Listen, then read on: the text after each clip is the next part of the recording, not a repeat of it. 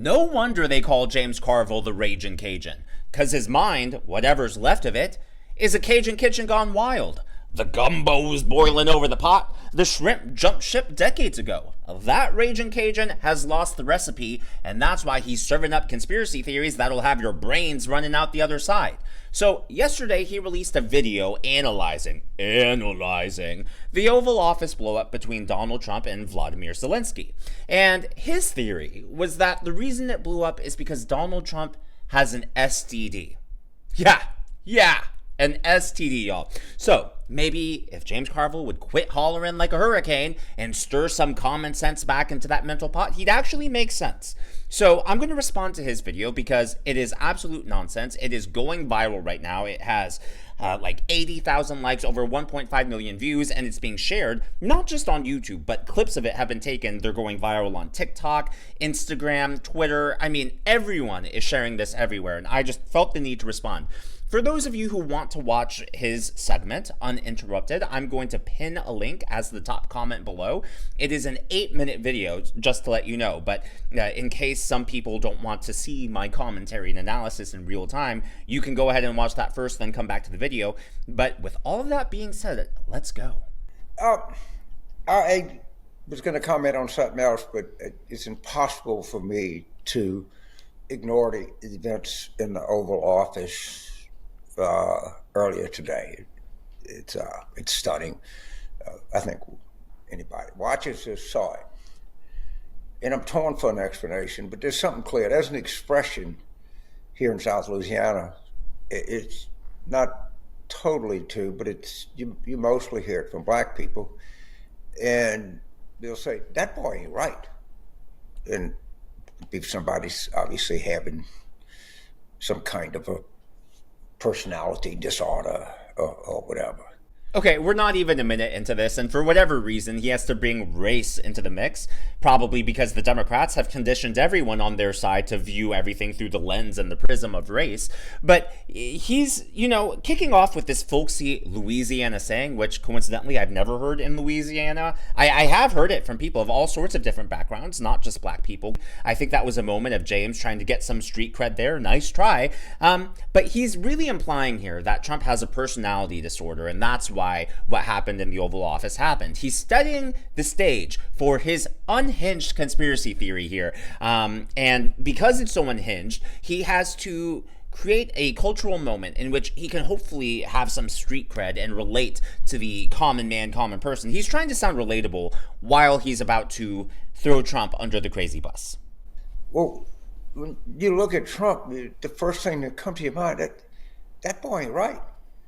And we've seen so much, and we've gotten so hoo-hawed, and all of the crazy things that he does, we've kind of become immune to it. Or, it's almost like a yawn. And this one just stuck out as something really, even by Trumpian standards, was hard to do something extraordinary. And us being rational people, us being people that believe in reason, are going to tend to wonder, what was the cause of this? What was the cause of this? A man who's obviously for a long time been in decline, who's fat, who doesn't sleep at night, who eats nothing but hamburgers and crap, who's almost 80 years old. There's a tendency to just ascribe it to the normal process of being overweight and having a bad diet and lack of sleep and accumulation of age. I thought your side, James, was supposed to be all about body acceptance. I thought fat shaming was not accepted. I thought fat shaming would get you canceled. Also, where was the concern about Joe Biden's health over the last 4 years, about him getting too much sleep? Because there is such a thing as not enough sleep. And also, is he implying that overweight people have personality disorders? Because he's now brought up greasy foods and hamburgers multiple times. I would have thought that burgers just, clogged your arteries. I didn't realize they clogged your brain as well.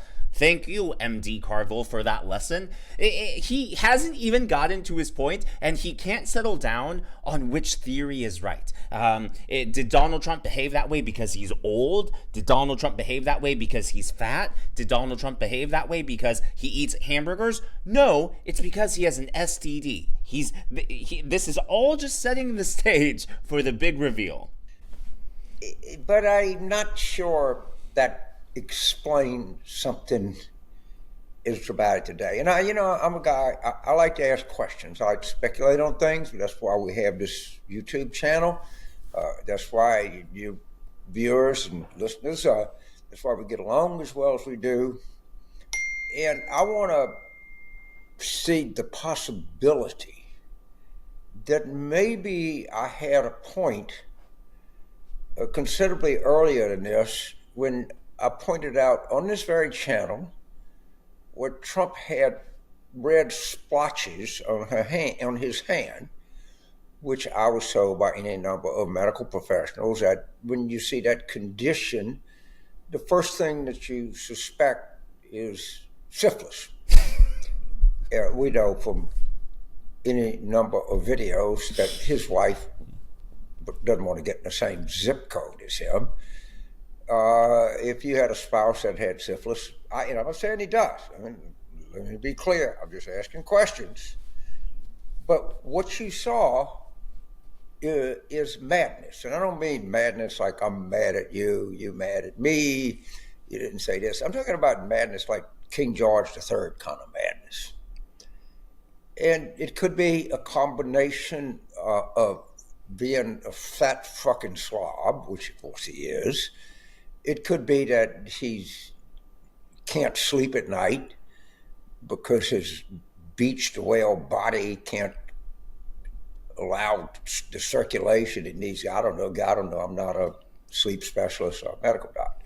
Okay, he admits he's not a sleep specialist or a medical doctor, but here he is with his tinfoil stethoscope making his YouTube diagnosis. He talked about Trump's red hands. It was probably the ketchup from all those burgers, James, because you can fact check me on this. You can fact check. So the red splotches on his hands when he was going to the courtroom in New York during the E. Jean Carroll case. They photographed him, and there were some red splotches. But then Trump actually did some campaign events later that day, and his hands were completely normal. The campaign's explanation was that he just had a paper cut, and so it was tender and all of that jazz. And then later on, his hands were perfectly fine. If it was truly syphilis, first of all, I think we would know. Second of all, the splotches on his hands would not have gone away overnight like that. It wasn't even overnight. It was just a few hours later. But I think we should revisit the possibility of a syphilis diagnosis. And I know a lot of people that watch this channel, or some of you, or we get any number of MDs and professionals that are getting the comments, and some of you just well-informed citizens. But I don't think we can discount the fact that what we saw was mad. I'm not gonna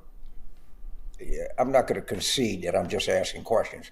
I'm just making an observation that everyone saw. We know that boy ain't right.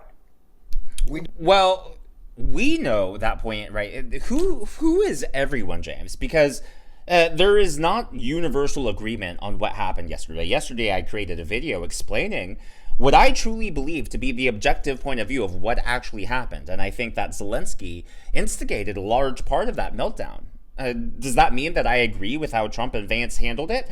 Not necessarily, but I do think there's blame to be placed on Zelensky, and I exposed that yesterday in that video. So for him to be claiming that everyone's on the same page about Donald Trump being mad just not ain't right. I also want to address what he said previously about Melania not wanting to be in the same zip code. She was at the inauguration. She was there. She was happy. I know Democrats made a big deal about her not being able to kiss Trump, but that's because of her big hat. The Democrats really had a field day with that one, as if she was trying to avoid kissing her husband. No, it's because she is a fashion icon, even if the fashion industry shuns her.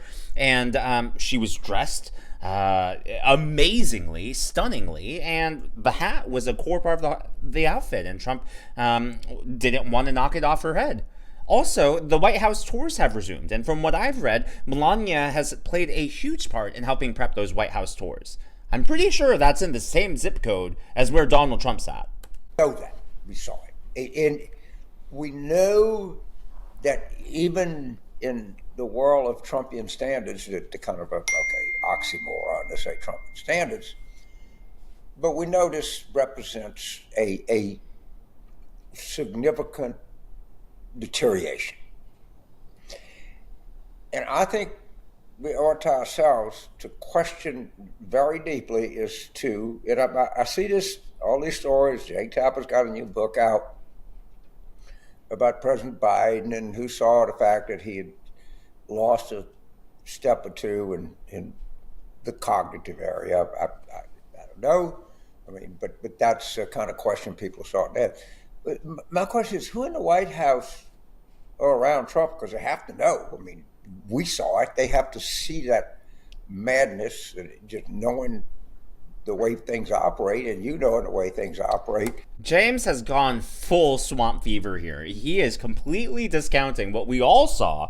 That's something everyone saw, James. If you want to talk about everyone and everyone being on the same page, was that disastrous, infamous debate that now lives in infirmary. Yes, I know it's infamy, but infirmary, a joke. I've had to explain that one before. But everyone was on the same page. That's why Joe Biden dropped out.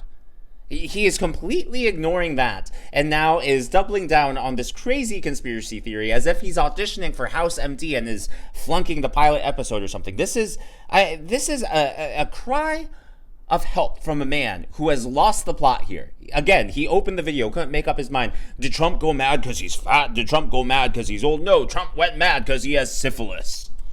Before something manifests itself in a venue like the Oval Office, in a place with all this, this didn't happen out of the blue. A lot of times you hear, well, they go, Mr. So-and-so, no one knew, there was no sign, he just had a heart attack and dropped dead. Usually that's not true.